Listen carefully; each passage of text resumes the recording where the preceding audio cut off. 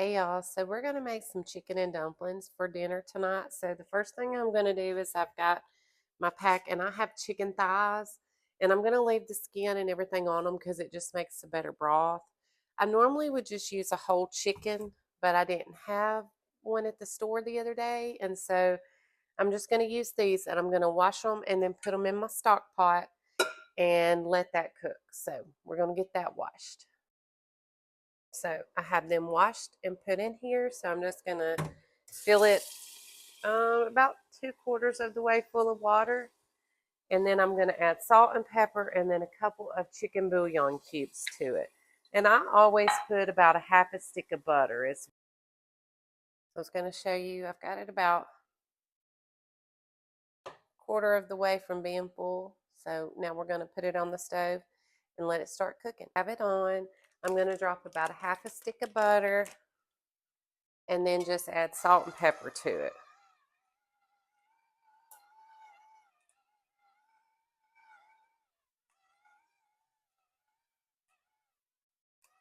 I think I need to charge them. We're just going to shake this salt down in there.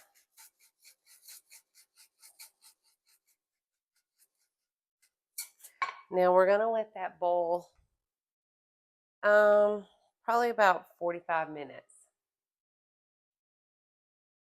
So my chicken's been boiling about an hour. So we're just going to scoop it out of here and then get our dough ready.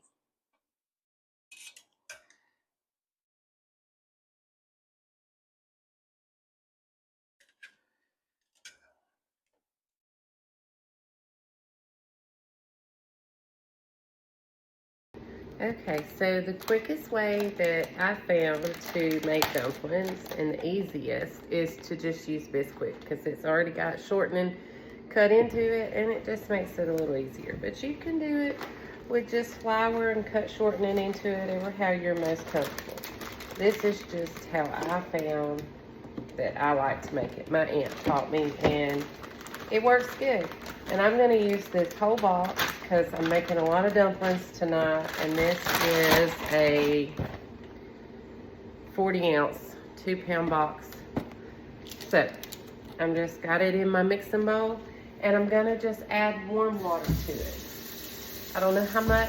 I just kind of add a little, stir it around, see if I need any more. So we'll see. And my aunt always told me to use warm water because it'll make it go ahead and rise all that it's gonna rise. I don't know.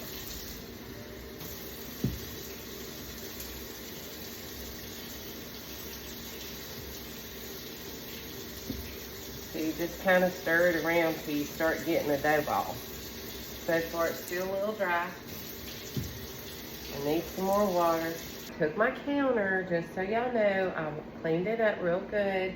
And I just flour my countertop. That's how I make mine. It's just easier. So I've got some flour across the top of it. So we're going to drop my dough ball down. Just kind of work it around a little more.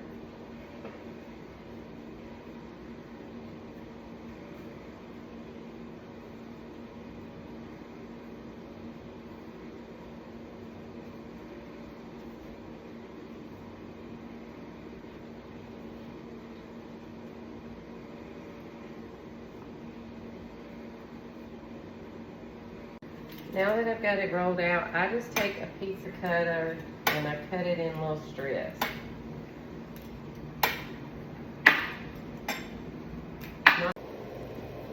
So now I'm just going to start dropping my dumplings down in there.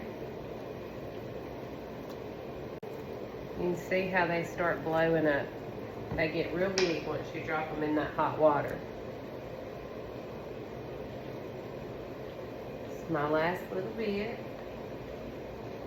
Drop them down in there. Make sure they've all got down in that water. Now you're not really going to stir them. You're going to let them boil about 7-8 minutes. And you just kind of go around every minute or so and just kind of push them down. Maybe rub the bottom, make sure none are stuck on the bottom. But if you actually stir them, you're going to break them up. So now we'll just let them cook. They start kind of clumping together if you don't stir them ever so often. So just like I said, so I was going to show you they've cooked about 7 or 8 minutes. They're looking pretty tender. So what I do is after they've boiled that long, is I take a small can of evaporated milk and I pour it in there.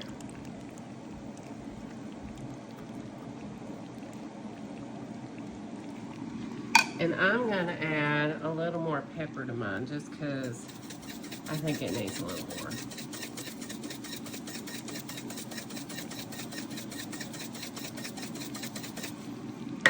Then we're just gonna give it a good stir.